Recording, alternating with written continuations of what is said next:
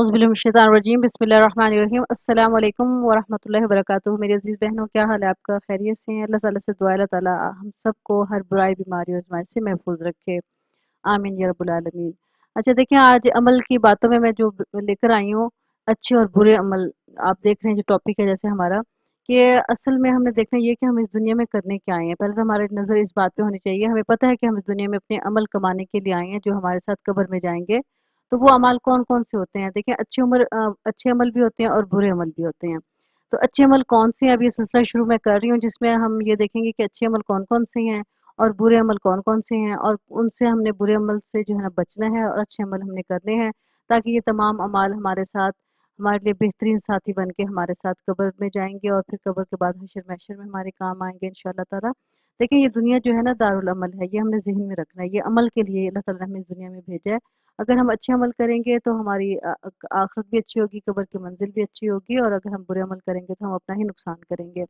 तो देखना ये है कि हम अपने साथ अच्छाई चाहते हैं या बुराई चाहते हैं। अगर अच्छाई चाहते हैं तो हमें इस तलाश में होना चाहिए, दिन के 24 घंटों में से कम से कम कुछ टाइम ऐसा रखना चाहिए जिसमें हम अपनी आखिरत की तैयारी का भी टाइम निकालें। देखें, दुनिया के सारे काम हम करते रहते हैं, दुनिया के मसाइल हल होके ही नहीं रहते, यहाँ तक कि इंसान की ज़िंदगी ख़त्म हो जाती है।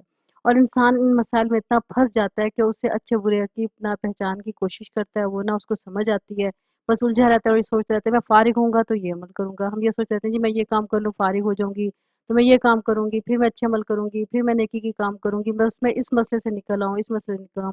हालत ये होती है कि ये दुनिया के मसाइल ख़त्म ही नहीं होते, कि ज़िंदगी ख़त्म हो जाती है। हमने इसी मसरूफ़ियत में रहते हुए, इन्हीं मसाइल में रहते हुए अपनी आखिरत की तैयारी करनी है और देखना ये अच्छे और बुरे अमल कौन-कौन से हैं। देखिए, आज सबसे पहले तो क्योंकि रमज़ान मुबारक भी है और हमने कोशिश ये करनी है कि हम अपनी इस दफ़ा तौबा कर लें। तौबा दरअसल सबसे पहले हम अपनी करेंगे आज। इंशाअल्लाह तौबा का ये फ़ायदा होगा कि इंशाअल्लाह जो पिछली जो ख़ताएँ होंगी इंशाअल्लाह वो हमारी अल्लाह ताला माफ़ कर देंगे अपनी रहमत से। और फिर हमारे जैसे होता है ना कि व्हाइट बोर्ड बिल्कुल प्लेन जब हो जाता है तो उस पे जो हम अमल लिखेंगे इंशाअल्लाह ताला वो हमारा अल्लाह के यहाँ कबूल होता जाएगा इंशाअल्लाह ताला। तो कोई भी अच्छा अमल करने से पहले हमने अल्लाह ताला से सबसे पहले तो माफ़ी माँगनी है, तौबा माँगनी है। तो उसका मैं शरई तरीका आपको बता देती हूँ, हम सब मिलके आज तौबा कर लेते हैं इंशाअल्लाह। और तौबा करने के बाद हम अच्छे अमल की तरफ जाएँगे और बुरे अमलों को भी जानने की कोशिश करेंगे कि वो कौन-कौन से हैं जिनसे हम बच सकें। अच्छा देखिए, तौबा करने की ना पहले 3 शर्तें होती हैं, उन शर्तों को देख लेते हैं वो कौन-कौन सी हैं और उस पर अमल करने की कोशिश करते हैं। नंबर 1, जो 3 शर्तें हैं ना उसमें पहली शर्त कौन-सी है? इस गुनाह और नाफ़रमानी से कुल्ली तौर पर बाज़ आ जाएँ, यानी बिल्कुल छोड़ दें, यानी कोई ख़ता गलती जिस पर हम हैं, तो जब हम अमल पढ़ेंगे ना तो समझ आ जाएगी। पहले हम तौबा कर लेते हैं कि जो भी हम गुनाह कर रहे हैं या जिस फ़र्ज़ करें झूठ बोलने की आदत है, तो हमने क्या करना है उसको बिल्कुल छोड़ देना है। अल्लाह ताला से ये दुआ माँगनी है, शर्त है पहले कि उस गुनाह को छोड़ने का दिल में पक्का इरादा कर लेना है कि इंशाअल्लाह इस ख़ता, इस गलती को जो हमारे अंदर है, फ़र्ज़ करें झूठ की आदत है, तो इसको हमने कैसे ख़त्म करना है। तो ये दिल में इरादा होना चाहिए कि हमने इस गुनाह को बिल्कुल छोड़ देना है। नंबर 2, इस गुनाह पर दिल से नादिम और शर्मिंदा होना है। तो ये भी सोचना है कि ओहो! मैं आज तक ज़िंदगी में ये काम करती रही, कभी ना कभी झूठ बोल देती हूँ या ये गलत काम कर देती हूँ, तो मैं इससे नादिम हूँ, अल्लाह ताला के हुज़ूर बहुत शर्मिंदा हूँ। नंबर 3, दोबारा इस गुनाह को ना करने का पुख्ता इरादा कर लेना चाहिए। तो ये नहीं कि आइंदा कोशिश करनी चाहिए, फिर अल्लाह ताला से दुआ कर लेंगे। मैंने मिसाल के तौर पे झूठ लिया है ना, इस तरह के हर बुरे अमल के लिए हम ये कर सकते हैं। तो फिर इसको दोबारा ना करने का पुख्ता इरादा हो। ये ना हो कि झूठ बोलते जाएँ और फिर कह दें हम ताज़ा माफ़ी माँग लेंगे। और अगर ये भी हदीस का मफ़हूम है कि अगर हम गुनाह की पे तौबा करते जाएँ और उस पे इसरार भी करते जाएँ, यानी उसको ये सोच लें जी ये गुनाह कर लें फिर अल्लाह ताला से माफ़ी माँग लेंगे, तो फिर वो तो अल्लाह ताला की नाराज़गी का सबब बनता है बजाय उसके कुर्ब का। तो इस चीज़ का ख़्याल रखना है कि जो गुनाह छोड़ना है, जो अपने आप को पाक साफ़ करना है, तो पक्का इरादा करना है कि इस गलती को हमने दोबारा नहीं करना। अच्छा ये भी ज़हन में रखें, जो हुकूक अल्लाह होता है, ये अल्लाह की नाफ़रमानी होती है, तो ये तो तौबा करने से माफ़ हो जाती है। हुकूक अल्लाह में जितनी भी हमारी गलतियाँ, कोताहियाँ होती हैं, अल्लाह ताला से हम माफ़ी माँग लें तो अल्लाह फ़ौरन माफ़ कर देते हैं। अच्छा दूसरे नंबर पे, अगर हकूकुल इबाद में से अगर हमसे कोई गुनाह या गलती हो गई है, तो वो उस वक़्त तक माफ़ नहीं होगा जब तक हम जाके उस बंदे से अपना हक़ ना माफ़ करवा लें या उसका हक़ अदा ना कर दें, फिर तौबा करें तो तौबा कबूल होगी। इसी तरह से अल्लाह ताला फरमाते हैं कि क़यामत के दिन ना हकूक अल्लाह तो मैं माफ़ कर दूँगा, मेरी मर्ज़ी होगी, लेकिन जो हकूकुल इबाद है ना वो उस बंदे से ही माफ़ करवाने होंगे।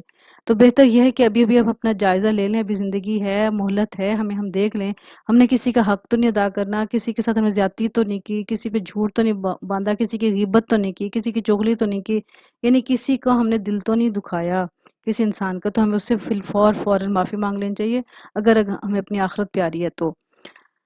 توبہ کرنے اور تجدید ایمان کا جو شرعی طریقہ ہے وہ میں آپ کو بتا دیتی ہوں، وہ ہم سب دیکھ لیتے ہیں انشاءاللہ تعالیٰ، اور اس کی اپنی اصلاح بھی اس کے ساتھ کر لیتے ہیں۔ دیکھیں اس میں جب ہم توبہ کرنے لگیں تو ہمیں کہنا چاہیے کہ اے اللہ میری سابقہ زندگی میں کوئی ایسا کلمہ نکل گیا ہو جو تیرے نزدیک ناپسندیدہ ہو، تو میں تجھ سے اس گناہ کی معافی مانگتی ہوں اور اسے دوبارہ نہیں کروں گی، اور ساتھ ہی میں تجدید ایمان بھی کرتی ہوں، یعنی تجدید ایمان کرتی ہوں تو پھر کہنا چاہیے اے لا الہ الا اللہ محمد رسول اللہ صلی اللہ علیہ وآلہ وسلم، اور یہ بھی کہنا چاہیے کہ اے اللہ میرے ایمان میں اگر کوئی کمی رہ گئی ہے تو میں اپنا تجدید ایمان بھی کرتی ہوں۔ توبہ کرنے سے بندہ ایسا ہو جاتا ہے جیسے اس نے گناہ نہ کیا ہو۔ مجھے امید ہے یہ الفاظ سمجھ آ گئے ہوں گے جو ہم نے اللہ تعالیٰ سے مانگنے ہیں کہ اللہ میں اپنے سابقہ زندگی میں جو بھی مجھ سے غلطیاں ہو گئیں، جو بھی میرے منہ سے کوئی ایسا کلمہ نکل گیا اور جو آپ کو ناپسند ہو تو میں اس کی معافی چاہتی ہوں، ساتھ ہی اپنے ایمان کی تجدید بھی کرتی ہوں، اور پھر کلمہ پڑھنا ہے لا الہ الا اللہ محمد رسول اللہ صلی اللہ علیہ وسلم۔ اچھا ابھی دیکھ لیں کہ توبہ کرنے کے کیا کیا فائدے ہوتے ہیں۔ توبہ کرنے سے بندہ ایسا ہو جاتا ہے جیسے اس نے گناہ نہ کیا ہو۔ نمبر 2، انسان جب اللہ کے حضور توبہ کرتا ہے تو اللہ تعالیٰ بہت خوش ہوتا ہے۔ نمبر 3، توبہ کرنے والوں کے گناہ نیکیوں میں بدل دیے جاتے ہیں۔ نمبر 4، توبہ انسان کو بے گناہ بنا دیتی ہے۔ نمبر 5، توبہ ظلم جیسے گناہ کو بھی مٹا دیتی ہے۔ نمبر 6، اللہ تعالیٰ کی رحمت سے کبھی مایوس نہ ہو اور سچی توبہ کریں۔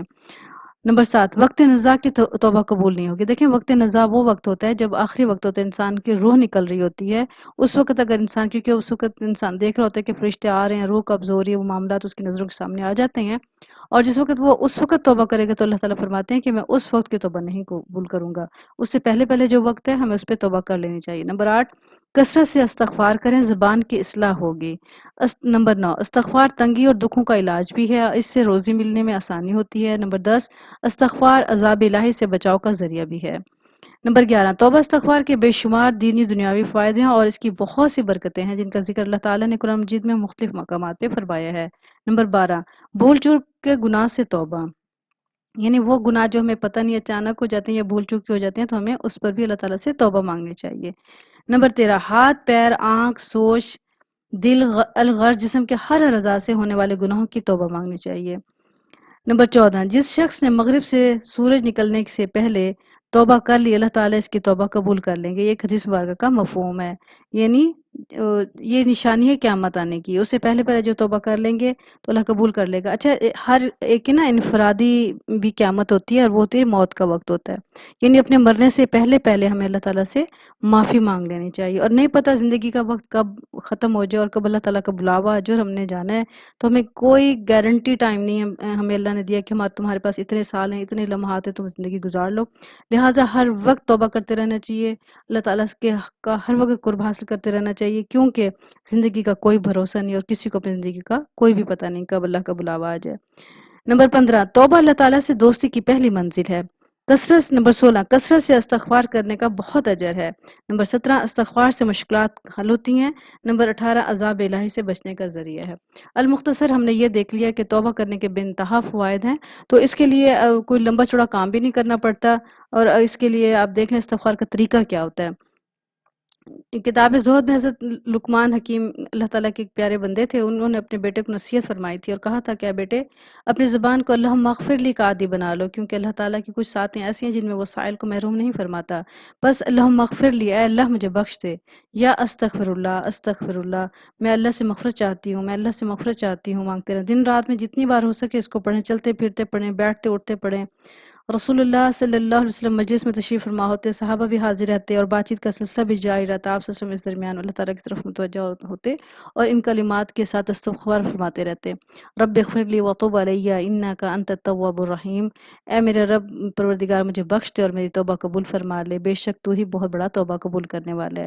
اور جب کسی مجلس میں ہم سب اکٹھے ہوں اور اس وقت ہم یہ دعا یاد کر لیں، یہ مختلف جو کتابیں ہیں ہماری مسنون دعاؤں کی اس میں موجود ہے، تو یہ مجلس سے جب ہم اٹھیں گے تو انشاءاللہ جو ایسی کوئی فضول بات ہوئی ہوگی جو اللہ تعالیٰ کو ناپسند ہوگی تو انشاءاللہ اللہ تعالیٰ اسی وقت ہماری معافی دے دیں گے۔ وہ دعا ہے سبحان اللہ و بحمدہ سبحانک اللہم و بحمدک ونشہد ان لا الہ الا انت استغفرک و اتوب الیک۔ تو میری عزیز بہنوں یہ تھوڑا سا استغفار کے بارے میں تھی، میں نے بتایا آپ کو، تو اللہ تعالیٰ مجھے اور آپ کو तौबा करने की तौफ़ीक और सआदत नसीब फ़रमाए। अल्लाह ताला हमें पक्का सच्चा मुसलमान बनाए, हमारी कमी कोताहियों और गलतियों से दरगुज़र फ़रमाए और अल्लाह ताला हमें इल्म के साथ अमल करने की तौफ़ीक और सआदत नसीब फ़रमाए। देखिए, ये सिलसिला चल पड़ा है इंशाअल्लाह अच्छे बुरे अमाल के बारे में। अब आप जुड़े रहिए इस चैनल के साथ इंशाअल्लाह ताला। तो मैं वक्ती जो भी अच्छे अमल हैं इंशाअल्लाह तरतीब के साथ आप सब बताऊँगी, और जो भी बुरे अमाल हैं वो भी इंशाअल्लाह बताऊँगी, और देखेंगे, हम अपना जायज़ा लेंगे कि आया हम कहाँ तक इन सब से बचने की कोशिश कर रहे हैं या नहीं कर रहे। तो हमने अपना जायज़ा लेना है और आखिरत की तैयारी करनी है। तो वो जो अमल हमें करने के लिए कहा गया इंशाअल्लाह वो अमल हम करेंगे। अल्लाह ताला हमें इस बात की तौफ़ीक और सआदत नसीब फ़रमाए। अल्लाह ताला हमें सच्चा और पक्का मुसलमान बनाए। आमीन या रब्बुल आलमीन। अल्लाह ताला हमें नेक अमल करने की तौफ़ीक और सआदत नसीब फ़रमाए और इनके साथ अमल करने की तौफ़ीक और सआदत नसीब फ़रमाए। आमीन या रब्बुल आलमीन। अस्सलामु अलैकुम व रहमतुल्लाहि व बरकातुहू।